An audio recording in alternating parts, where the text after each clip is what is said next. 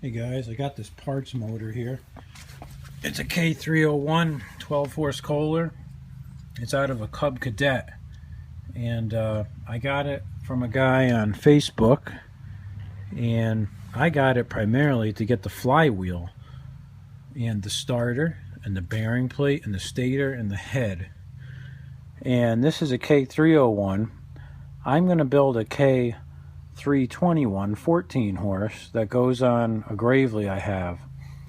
And I've got the block in my garage here, but all I have is a bare block and an oil pan. I don't have any of the other parts. So the camshaft from this will work. All the other parts from this will work except for the connecting rod. And that's really the only difference in the piston. Sorry, I scratched that. The rod is the same, the piston is different. So the crankshaft's the same, but this crankshaft can't be used because it's not the right setup for a Gravely. It's for a Cub Cadet, so probably going to sell that crank on eBay. So I'm going to pull the flywheel off and just see what I got cooking here and take all the parts I need off of this, and then I'm going to probably sell the rest of the stuff on eBay and get rid of it. But it should be a fun little project. So I got the flywheel off, came right off with the puller. For those of you that don't know about these pullers here, the idea is that you put these bolts in the flywheel as deep as you can get it, and that way you don't strip the threads out of the flywheel. I've done that once. So if you do strip it, then this one has 4 holes, so you can just put it back in 90 degrees off. It's not a big deal. But I used my impact wrench here. I just literally hit it just like that. It popped right out. It was easy. It looks like this idiot has a broken off bolt here in the hole. In fact, this one's broken off. These might just be filled with dirt, but that's another project. And here we've got a nice stator, a nice bearing plate. So that's good news. And we'll get the starter off of this thing. And there's some weird bolts on here, like maybe the guy didn't have bolts that were the right length, so he put a crap load of washers under them. Man, that thing's tight. It's hard to do this one-handed. There we go. But yeah, anyways, there we go. We'll get it out. So I think I got a good deal on this machine, that's for sure.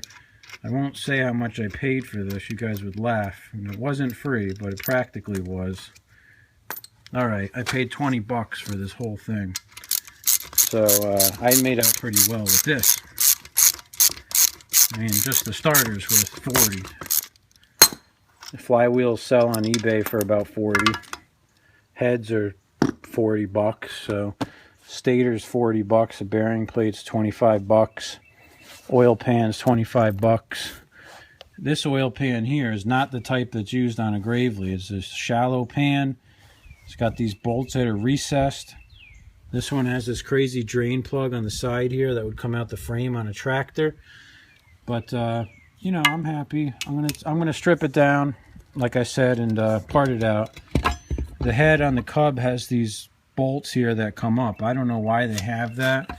I don't know why they just don't use like a normal bolting system, but I don't know how tight these are. Oh, they're just hand tight, so that's no big deal. Let's just take this head off for fun here and see, you know, what's cooking underneath there. Because you never know. I like to take these apart. Even if you're never going to do anything, it's fun to take it apart and just see what kind of crap's in the freaking thing. But someone has the wrong spark plug in here. They have like a CJ8, should have an H10C. So, you know, I bought it from a kid. He looked like a high school kid. And he said it was from a Cub Cadet 129. And the guy that, his friend bought it, he was going to put it in an Ariens tractor. And he painted it this orange like an Ariens. So he quickly learned that he couldn't put it in the Ariens because it wasn't the right crankshaft and all that stuff. So, oh, here we go, perfect. So I wonder what kind of piston's in this badass. Standard. It's got a standard piston, but holy crap, there's so much. I don't know if you guys can see this, but on this side of the bore here, there's got to be 30 thousandths at least of look, I can take this washer. This is a 3/8 washer, and it just about fits between the piston and the bore.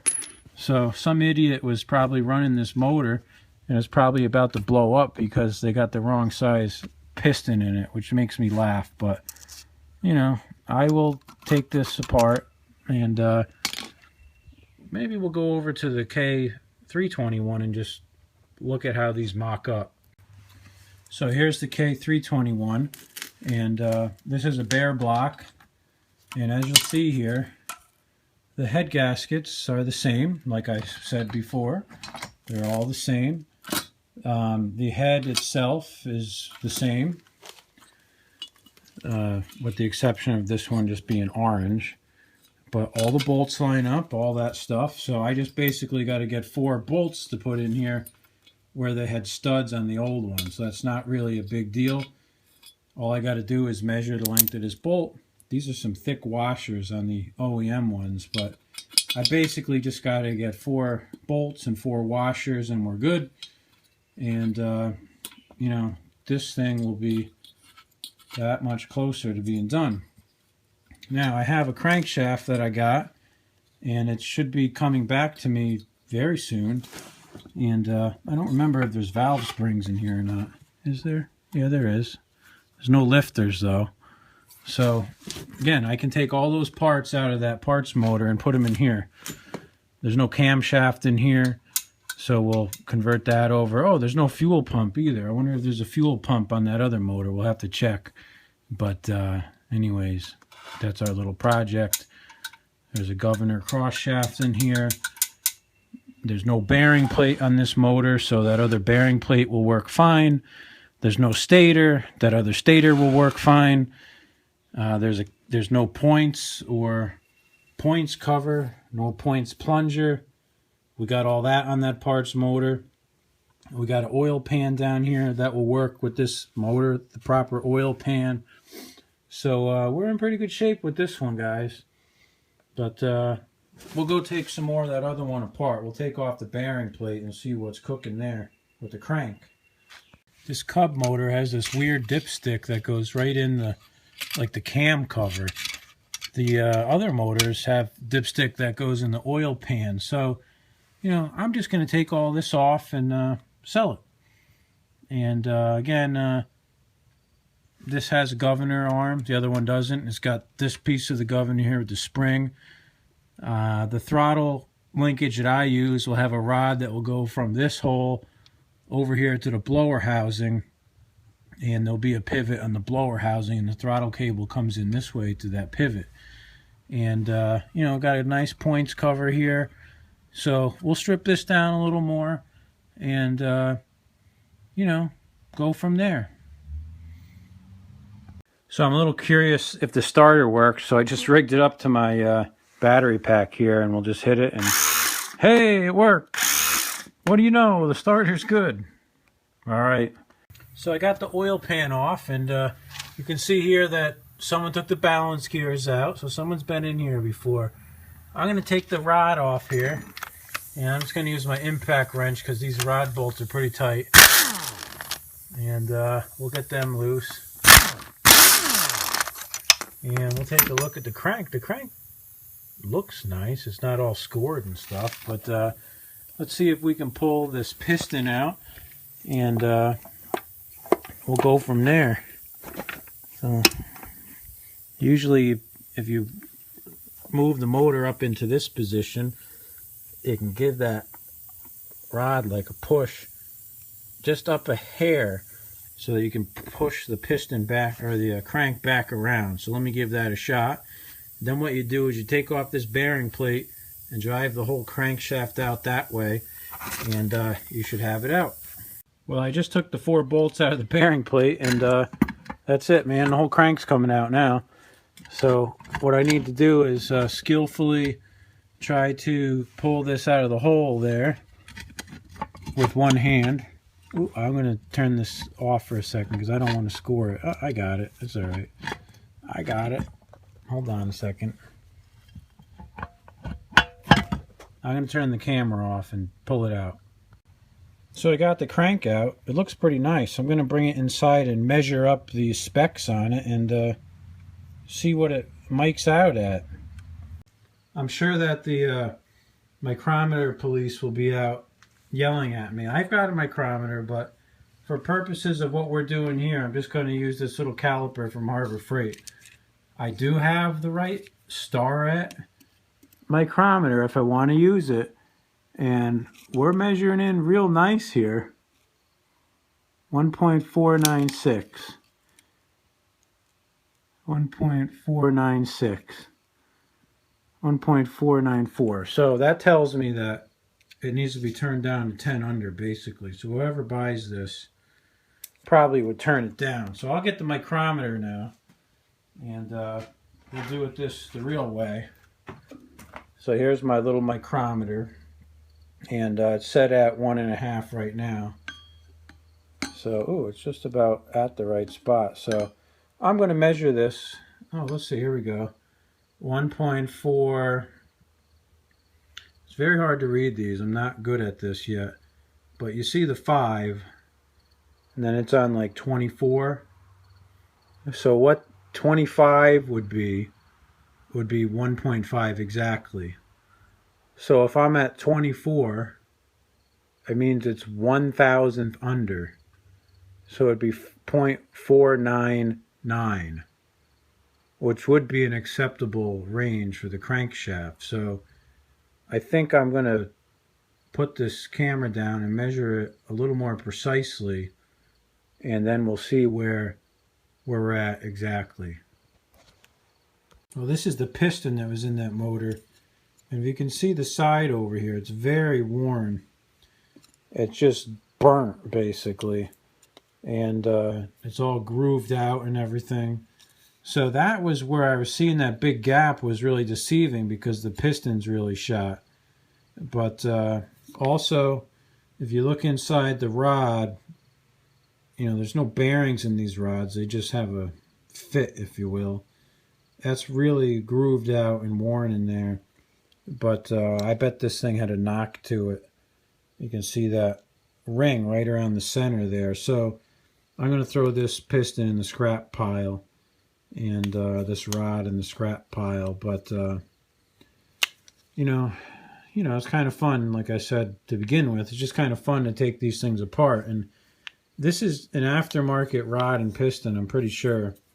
The Kohler ones have a casting stamped in this area right there, and I don't see anything stamped in this one here. But it just says T, and T for, I don't know what T stands for, but you know, the thing should stand for shit. Maybe it's backwards. So that's this one. Well, I figured we'd measure the bore just for kicks, and I have my gauge here set at 3.25, but it's really 3.75. It's off by 50 thousandths. So whatever it is, add 50 to it. So if it says 2.5, it's really 7.5. So I'm just trying to get a gauge on this here, and 3.25, 2, 3, whatever. It's pretty straight. It's not tapered. So we're at 3.75 exactly on the bottom, and we go up at the top here to 3.755. We'll turn it 90 degrees, and we'll measure from the other side here, see if it's out of round. I mean, it's so sensitive to how far, you know, like how you've got this level or not, you know, this way. But we're at 3.751, 3.755, 753. We're basically pretty dead nuts to 3.75. Let me correct my math. I had you have to set it with this micrometer, and I have it set at 3.375, not 3.75. So my readout over there was 3.25. This is 3.375. So if you took 37.5 minus 250, that's what we got to add to our difference. So we got to add like 125, right? Yeah, 125. So if I was at 3 1/4, we'd add 125 to that, and we'd be at 3.375. Yeah, perfect. So basically our bore is measuring in at 3.375. Now I've got the Kohler book here, and I'm looking at the 12 horse column, and if I go down here to cylinder bore, it says the new cylinder for a standard piston would be 3.3755 to 3.3745. And so we got to do a little math here and get back to where we were. So on my gauge, I was at 3.25, and I got to add 125 to that. So if I was at 3.25 and I had 125, that would be 375. Yep. So our cylinder here, believe it or not, is right in standard spec. I can't believe it. The only problem with the cylinder is that there's like no crosshatch to it. There's just like a lot of scoring, like someone, I don't know if someone honed it or it was just from the rings, but I think if it was me, I would probably just hit it with a drill hone for a few minutes and put it back together. So, you know, I think we got a good block here that someone could buy pretty easily and turn into a good Cub Cadet block. Well, this is the machine that I'm going to put that 14 horse Kohler in. I got it a week or so ago, and it's missing an engine, so it should work out perfect here. I think it's a 5000 series, but I'm not 100% certain. But needless to say, the 14 horse will work real nice in this thing, and I can't wait to get that thing going. So stay tuned.